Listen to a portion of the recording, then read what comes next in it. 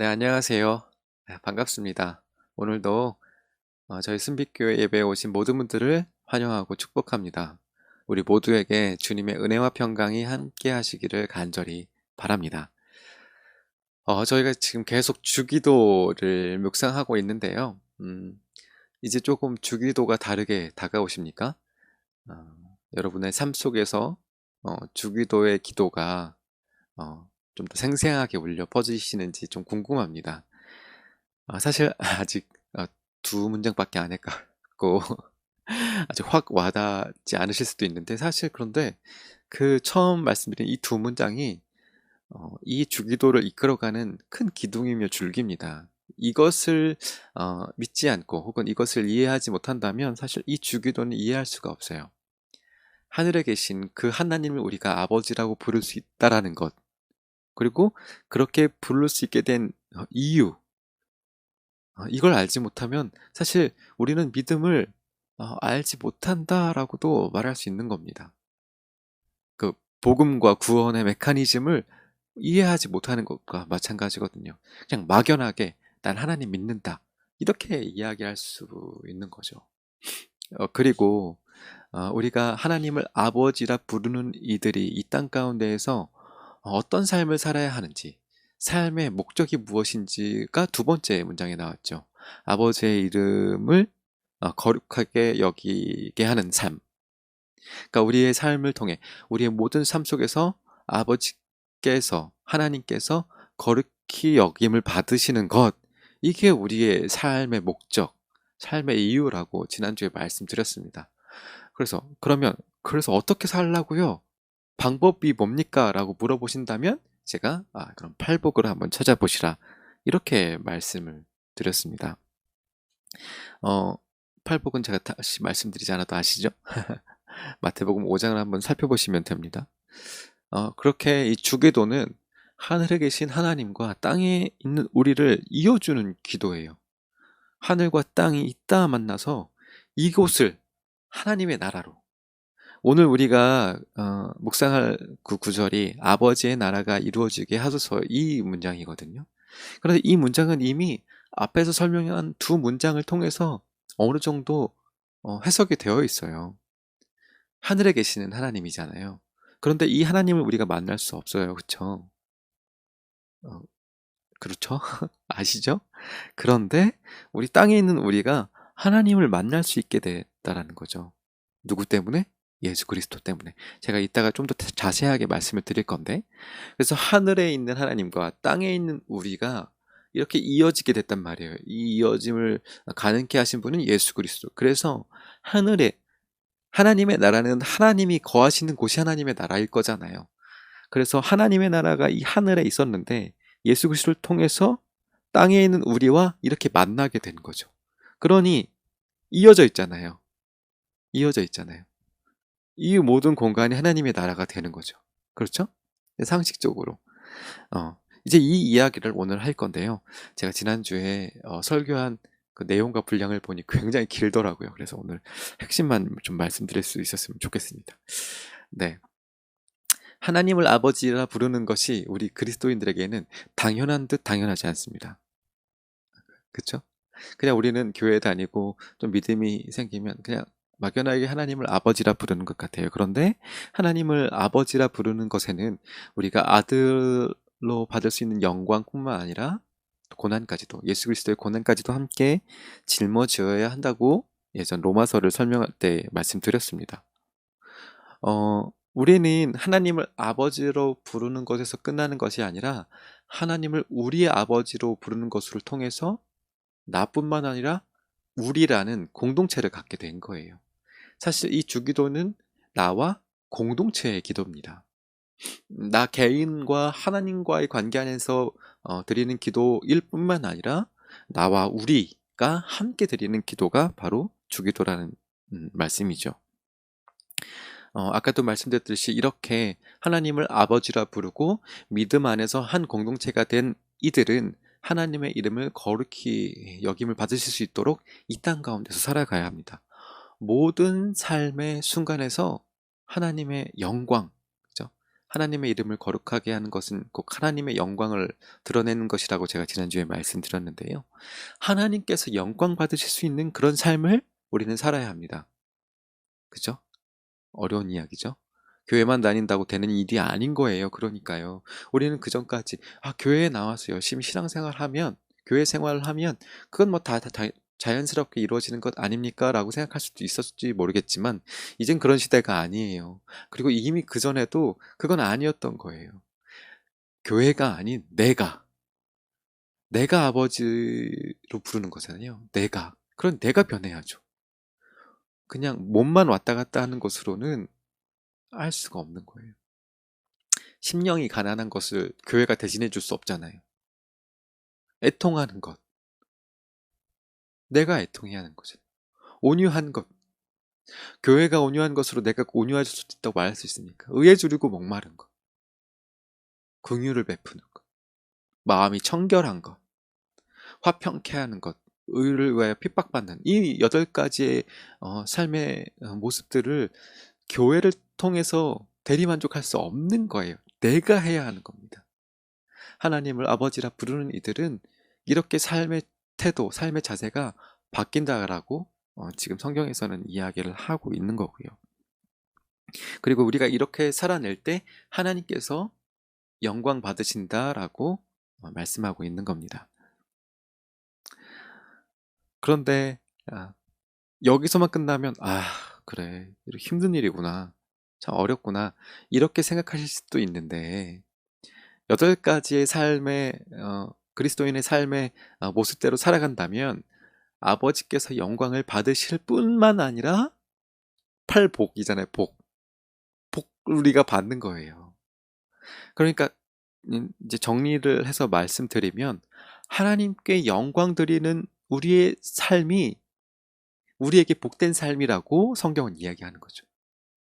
우리가 받을 복이 이 세상 가운데에서 우리의 유익을 누릴 수 있는 어떤 물질적인 것, 건강, 자녀의 축복, 뭐 이런 것들도 있겠지만 본질적인 복은 바로 이것. 하나님의 영광을 드러내는 삶을 살 때 우리 역시도 복을 받는다라는 거예요. 이게 어, 신앙 안에서 우리가 받을 수 있는 복의 핵심입니다. 이게 복의 본질이에요. 혹시 교회 다니시면서 다른 복을 원하신다면 어, 이것부터 한번 챙겨보세요. 이게 가능해야 다른 축복도 우리에게 선물처럼 주어지지 않을까, 그런 생각이 들거든요. 그렇죠? 쉽지 않겠죠? 하지만 아버지께 영광을 올려드리는 삶, 아버지의 이름을 거룩하게 여김을 받게 하시는 그런 삶을 우리가 살아낼 때, 힘들지만 살아낼 때, 좁지만 그 길을 걸어갈 때 우리에게도 복이 된다는 사실을 잊지 않으셨으면 좋겠습니다. 네, 오늘은 이제 아버지의 나라가 이루어지게 하소서, 이 문장을 함께 묵상할 텐데요. 아버지의 나라라고 하면 조금 또 설명하기 어렵잖아요. 그래서 쉽게 하나님 나라라고 설명해 볼게요. 하나님 나라. 자, 이제 또 여러분들 질문합니다. 여러분들은 하나님 나라를 어떻게 이해하고 계십니까? 이제 가족끼리 한번 물어보세요. 하나님의 나라를 어떻게 이해하고 계십니까? 그리고 자녀들이 있다면 자녀들에게 하나님 나라는 이거야, 이거라고 생각해 라고 좀 이야기해 줘 보세요. 그리고 아이들에게 하나님 나라는 어떤 나라일까? 라고도 한번 물어보세요. 네. 그냥 막연하게 생각하지 마시고, 우리가 신앙생활을 막연하게 하지 마시고 계속 질문하고 그 답을 한번 찾아가 보셨으면 좋겠어요. 자, 이제 답이 오고 갔나요? 하나님 나라에 대한 오해 2가지를 한번 말씀드리려고 해요. 하나님 나라를 이렇게 떠올렸을 때 우리가 좀 쉽게 할 수 있는 오해들 2가지가 있는데, 첫 번째는 하나님 나라는 천국이다. 어떻게 생각하십니까? 천국 아니야? 맞잖아. 근데 여기서 끝나는 게 아니라, 그렇기 때문에 저 우주 어디쯤에 그 천국은 있다. 어떻게 생각하십니까? 사실 저는 이거 제가 청소년 시절에 그렇게 배웠는지 제 머릿속에 그렇게 남아있거든요. 교회에서 그렇게 가르쳤는지 아니면 제가 그렇게 생각한 건지는 모르겠지만 제 어린 시절의 기억에 천국은 그랬어요. 저 우주, 미지의 공간이잖아요. 거기에 어디쯤에 천국은 있다. 저는 이렇게 배웠거든요. 어. 근데 곰곰이 생각해보니, 그러면 우주선 타고 갈 수도 있겠네? 과학이 발전하면 어느 순간에는 그 천국 우리가 우리 힘으로 갈 수 있겠네? 어떤 생각이 드십니까? 바벨탑, 그쵸? 바벨탑 사건이 딱 떠올라요. 그들도 그렇게 생각했겠죠. 우리가 성을 높게 쌓아서 하늘 위로 올라가면 어느 순간 하나님처럼 될 수 있다. 이런 생각을 했기 때문에 바벨탑을 지은 거잖아요. 그래서 하나님의 나라, 천국은 저 하늘 어디쯤에 있다라는 건 제가 조금 이따가 설명하겠지만 오해일 수 있습니다. 두 번째, 하나님의 나라는 물리적인 나라 혹은 지상 나라이다. 이게 두 번째입니다. 어떻게 생각하세요? 어, 그래서 이런 얘기 하죠. 우리의 대통령을 크리스찬으로 뽑자. 전 국민이 크리스찬이 되는 그날까지 우리가 전도하자. 어떠세요? 뭐 이것 좀 다른 이야기긴 하지만 그 광화문에 그죠? 모이시는 분들 보면 찬송가가 울려 퍼지고 이스라엘 국기가 막 휘날리고 그러잖아요. 그분들 그런 행동을 하는 분들의 생각에는 그게 있는 거죠. 하나님의 나라는 지상에서 이루어질 수 있다. 어, 싹 바뀌면 여긴 하나님의 나라가 된다. 어떠십니까? 제가 이 내용까지도 제가 오해라고 말씀드렸는데 맞는 거 아니야? 그렇게 생각하시는 분들이 계시다면 한번 잘 한번 들어보세요.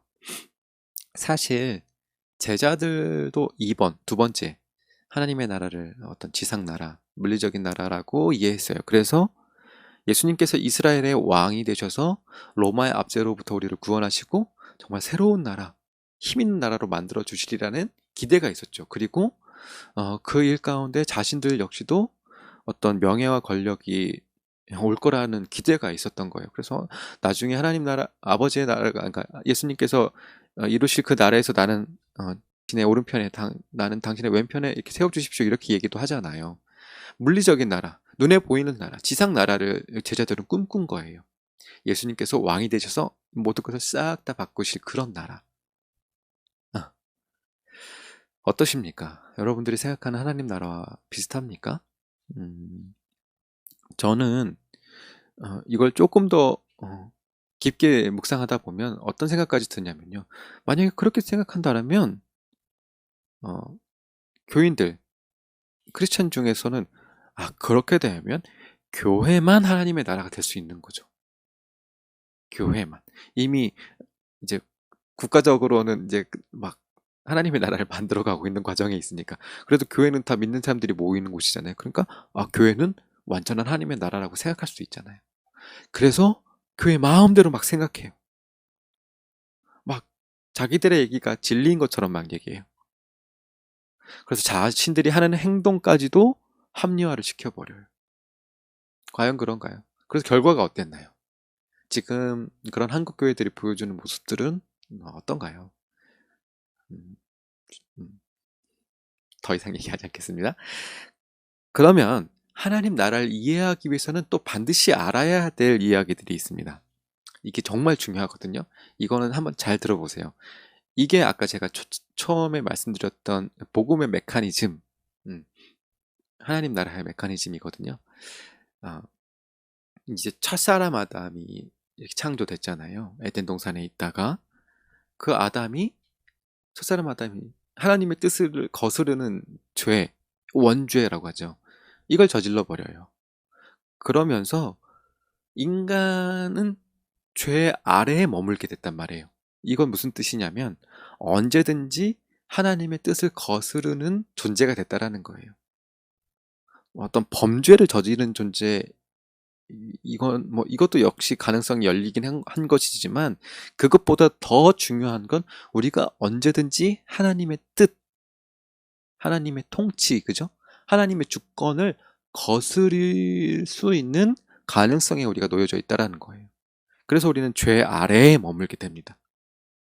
이때 우리를 긍휼히 여기신 하나님께서 개입하시게 되죠. 어떤 개입이죠? 예수 그리스도를 이 땅에 보내주시는 개입. 하나님의 뜻이 예수 그리스도 통해서 이 땅 가운데 흘러 들어온 거예요. 그죠? 하나님의 나라가 가까이 온 거죠. 그쵸? 예수님께서 복음 전하는 그 시작점에서 그렇게 말씀하시잖아요. 사람들한테 하나님의 나라가 가까이 왔으니 회개하고 복음을 믿으라 라고 막 얘기하잖아요. 하나님의 나라가 가까이 온 거예요. 그리고 나서 예수 그리스도의 십자가 사건, 죽음과 부활로 인해서 죄의 문제가 해결됐습니다. 그렇죠? 지금 이렇게 홀로 들어오고 있어요. 그렇죠? 예수 그리스도께서 십자가 사건으로 죄의 문제가 해결됐어요. 죄의 문제가 해결됐다라는 것은 이제 더 이상 우리가 죄 아래에 거하지 않고 또 옆으로 옮겨서 은혜 안으로 옮겨졌다라는 것을 뜻해요. 이루어진 하나님의 나라, 그죠? 하나님 나라가 가까이 왔고 예수 그리스도의 십자가 사건을 통해서 하나님 나라가 이루어졌죠. 이걸 이미, 그죠? 이미 온 하나님의 나라. 그런데 예수님께서 말씀하세요. 그런데 내가 나중에 다시 올 거라고. 그래서 이미와 아직의 사이에 우리가 이렇게 놓여져 있단 말이에요. 제가 이거를 교회 시대라고 말씀드렸고, 저는 이제 완전해질 하나님의 나라를 기다리는 시간이라고도 설명드릴 수 있는 거예요. 그럼 뭐가 다르냐? 이미 온 하나님 나라와 이 뭐죠? 아직 오지 않은 하나님의 나라, 뭐가 다를까? 뭐가 다르냐면 우리가 은혜 안에 있지만 여전히 죄를 지을 수 있는 가능성에 놓여져 있잖아요. 그래서 저희는 이게 이미 온 하나님의 나라이지만 아직 다 이루어지지 않은 하나님의 나라인 거예요. 그런데 나중에 이루어질 이 하나님 나라, 다시 오실 예수 그리스도를 통해서 이루어질 완전해진 하나님 나라에서는 더 이상 죄의 문제가 침범하지 못해요. 완벽한 하나님의 나라예요. 모두가 영광스럽게 부활하는 날, 이게 나중에 이루어질 하나님의 나라라는 거죠. 이해가 되십니까? 이게 복음의 지금 큰 그 틀이에요. 복음의 큰 틀. 그리고 우리가 지금 어디에 서 있는지도 아시겠죠? 우리는 이미 온 하나님의 나라에서 아직 오지 않은 하나님의 나라를 기다리는 그 상태에 놓여져 있는 거예요. 우리는 은혜 안에 있지만 여전히 죄 아래로 다시 옮겨질 수 있는 존재라는 거죠. 그러니 우리의 주기도를 통해서 아버지의 나라가 이루어지게 하소서라는 기도가 우리의 삶에서 매일 있을 수밖에 없는 거죠. 그죠? 아직 오지 않은 하나님의 나라가, 완전한 하나님의 나라가 아직 오지 않았기 때문에 우리는 날마다 언젠가 오게 될 완전한 하나님의 나라를 기대하며 기도하는 거예요. 이 기대 안에는 우리가 더 이상 죄의 문제에 넘어지지 않고 하나님과 함께 그 기쁨을 나눌 그 영광스러울 날을 기대하면서 이 기도를 드리는 거죠. 이해가 되시죠? 자, 핵심은 결국 그럼 뭐예요? 예수 그리스도예요. 예수 그리스도.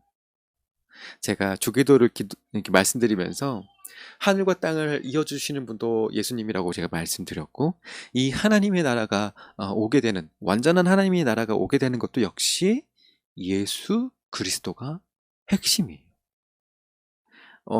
하나님이 계신 곳이 하나님의 나라라고 제가 말씀드렸죠. 그 나라가 우리 삶 속에 이루어지기 위해서는 오신 메시아인 예수 그리스도가 우리 삶 가운데 계속 계셔야 돼요.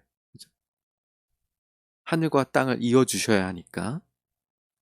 그래서 이제 정리해서 말씀드리면 하나님 나라에 들어가는 키, 열쇠는 결국 예수 그리스도죠. 그리고 예수 그리스도를 좀 더 풀어서 이야기하면 복음과 성령이에요. 우리에게 지금 예수 그리스도는 승천하셔서 계시지 않지만 보혜사 성령님께서 우리와 함께 하시고 우리에게 복음을 주셨어요. 그래서 우리가 아버지의 나라가 오기를 기다리면서 붙잡아야 할 두 가지는 바로 성령과 복음이에요. 한 손에는 성령, 한 손에는 복음을 들고 우리가 이 땅 가운데 살아가야 하는 거죠. 자, 복음은 그냥 쉽게 예수 그리스도예요. 예수님의 죽음과 부활을 통해서 인류가 구원을 얻는다는 기쁜 소식인 거잖아요. 복음이라는 것이. 그럼 결국 예수 그리스도죠. 그 일을 이루신 분이 예수 그리스도니까. 복음은 곧 예수 그리스도. 그런데 너희가 이것을 믿느냐? 너희가 이것을 믿느냐? 이 질문이 우리 마음 가운데 새겨져야 합니다. 막연하게 믿는 것 말고요. 정말로 아직 오지 않은 하나님의 나라를 기대하며 여러분들이 매일매일을 살아가고 계시는지, 그 나라를 기대하시면서 한 손에는 성령과 한 손에는 복음을 들고 그렇게 기쁘게 살아가시고 있는지 한번 마음을 잘 점검해 보셨으면 좋겠습니다. 예수님께서 복음을 전하시기 위해서 이제 시작점에서 구약의 말씀을 인용하세요. 이사야 말씀을 인용하시는데 어떤 거냐면요. 가난한 자에게 복음을 전파하고 포로된 자에게 자유를 선포하며 보지 못하는 자를 다시 보게 하고 억눌린 이를 해방하게 한다라고 말씀하세요. 이게 복음 사역의 핵심이라고 얘기하거든요. 한번 잘 생각해 보세요. 뭐하고 비슷하죠? 가난한 자에게 복음을 전파하고 포로된 자에게 자유를 선포하며 보지 못하는 자를 다시 보게 하고 억눌린 이에게 해방을 하게 하는 이 사역이 무엇과 비슷하냐면요. 결국 팔복과 맥락을 같이 하는 거예요. 하나님께서 우리에게 말씀하시는, 또 예수 그리스도를 통해서 우리에게 말씀하시는 큰 줄기는 여기 있다라고 생각이 들어요. 그럼 이제 팔복과 제가 방금 말씀드린 누가복음 4장 18절의 말씀을 한번 곰곰이 묵상해 보세요. 곰곰이 묵상해 보시면 누가복음 4장 18절에 나오는 뭐 포로된 것, 억눌린 것, 눈먼 것, 이런 것들이 정말 문자적인 그런 내용인 건지, 아니면 팔복의 내용처럼 우리의 마음에 관련된 이야기인 건지 한번 묵상해 보세요. 잘 묵상하고 어느 정도 답을 찾으신다면 또 질문해 보죠. 하나님의 나라는 어디 있을까? 하나님의 나라는 어디 있을까? 하나님의 나라는 예수 그리스도를 품은 우리의 삶 가운데 복음이 심겨진 우리 마음 안에 있는 거죠. 이해가 되시죠? 하나님의 나라는 눈에 보이는 저기가 아니라 저기 아니면 우리가 막 사람들을 모아서 이루는 그런 나라가 아니라 어, 복음에 담겨진 예수 그리스도 그 삶의 흔적 혹은 복음의 메시지들이 그냥 흩어져 있는 것이 아니라 이렇게 모여져서 내 마음에 새겨진 그곳에 하나님의 나라가 이루어진다라는 거예요. 그래서 찬송가에도 있잖아요. 높은 산이 거친 들이 조막이나 궁궐이나 내 주 예수 모신 곳이 그 어디나 하늘나라. 우리 마음 가운데 새겨진 예수 그리스도의 그 복음을 가지고 우리가 다니는 모든 곳이 하나님 나라가 된다라고 얘기하는 거예요. 그러니 경계도 없지요. 어디든 갈 수 있는 나라, 어디서든 갈 수 있는 나라, 또 누구든 갈 수 있는 나라가 바로 하나님 나라입니다. 그 하나님 나라에는 구별도 없고 차별도 없습니다. 궁궐이나 초막이나 높은 산이나 거친 들이나 모두가 갈 수 있는 나라가 바로 하나님 나라인 거죠. 정리해 볼게요. 하나님의 나라는 예수 그리스도의 마음을 품은 이들이 하나님의 주권 아래 살아가는 삶의 모든 영역이라고 할 수 있습니다. 다시 한번 말씀드릴게요. 하나님의 나라는 예수 그리스도의 마음을 품은 이들이 하나님의 주권 아래에서 살아가는 삶의 모든 영역이 바로 하나님의 나라입니다.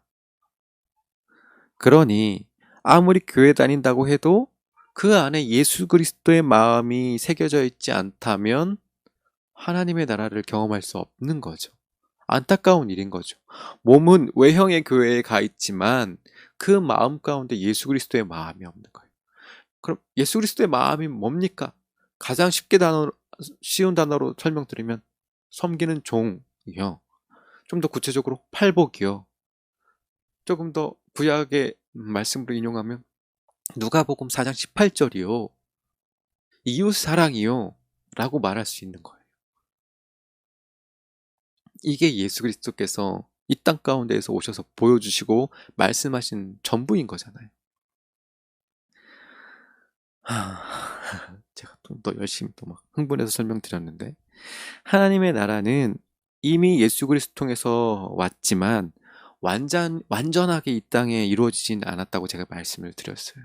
그러니 우리는 예수 그리스도께서 다시 이 땅 가운데 오실 때까지 아버지의 이름을 거룩하게 하며 또 아버지의 영광을 높이며 아버지의 나라가 다시 이곳 가운데 임할 때까지 계속 기대하며 살아가는 거죠.